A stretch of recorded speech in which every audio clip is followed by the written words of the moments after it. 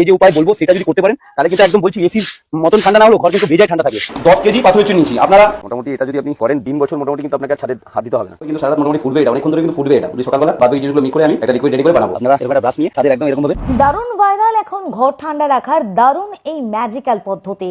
অনেকের বাড়িতেই নাকি দারুণ কাজ দিচ্ছে এই ট্রিক্স। তারা ফেসবুকে পোস্টও করছেন খুব আনন্দে।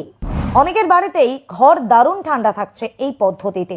শহর কলকাতাতেও অনেক বাড়ির ছাদে এটি দেওয়ায় ঘর অনেকটাই ঠান্ডা হচ্ছে এমনটাই জানা যাচ্ছে। বাড়বে ছাদের লংজিভিটিও। একবার করলে অন্তত 3 বছর গরম থেকে রেহাই। মাত্র 700 থেকে 800 টাকা খরচ করে বাড়ির ছাদে করুন এই কাজ। কোন কোন জিনিসের মিশ্রণ এটি, কিভাবে ব্যবহার করবেন, কোথা থেকেই বা কিনবেন, জানুন বিস্তারিত। বিশেষজ্ঞরা বলছেন এসি বা কুলার ছাড়াও ঘর ঠান্ডা রাখার জন্য মাত্র এই একটা কাজ করলে উপকার মিলবে। ধনী গরিব সকলেই খুব সহজেই কাজটা করতে পারবেন। খরচ হবে মাত্র